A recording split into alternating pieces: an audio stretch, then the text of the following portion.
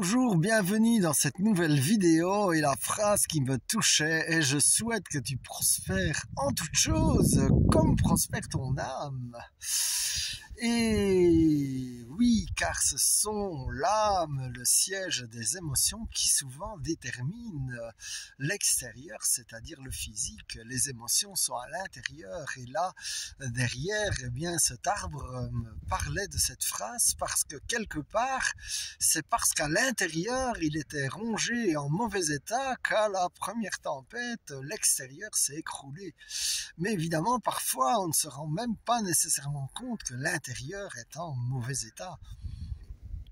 Et donc, il y a une autre phrase dans Hébreu qui parle des racines amères. L'idée est la même. Quand les racines sont amères et en mauvais état, les fruits sont amers, mais évidemment, les racines, ça se voit pas. Et parfois, on ne trouve pas toujours les raisons qui sont sous-jacentes à nos troubles physiques, à des somatisations, etc. Et là, par exemple, une piste que j'ai découvert, que j'ai plus de colère que je ne croyais. En cette période de carême, j'essaye de les remettre à Jésus les unes après les autres, parce que les colères accumulées donnent des rancœurs, des amertumes, justement, comme les racines amères. Et en général, d'ailleurs, c'est une réaction disproportionnée et répétitive qui permet de les débusquer. Et donc, par exemple, pour ma part, là, il n'y a pas très longtemps, eh bien, quelqu'un a annulé en dernière minute parce que la personne disait être malade et ça m'a mis de très mauvaise humeur. Alors, je me suis rendu compte que derrière ça, eh bien, il y a deux choses. Il y a d'ailleurs d'abord les annulations de dernière minute qui me rappellent des promesses non tenues quand j'étais enfant. Et donc, je ne pouvais pas me réjouir. Et à la fin, je finis par m'interdire de me réjouir tellement que j'étais dans ce truc, ça va être annulé, il va se passer quelque chose. Et donc ça, c'est clairement des colères encore d'enfance par rapport à l'art de mes parents d'annuler les bonnes choses ou de les raccourcir en tout cas. Et être malade, bien sûr, ça peut être vrai, et je ne dis pas, mais parfois c'est aussi utilisé comme excuse. Et donc ça m'a rappelé notamment une personne qui m'avait proposé de passer un jour à Paris et qui, au moment où je suis déjà dans le train, me dit non, finalement je suis malade, ça va pas. Et donc, j'étais pas tellement de bonne humeur.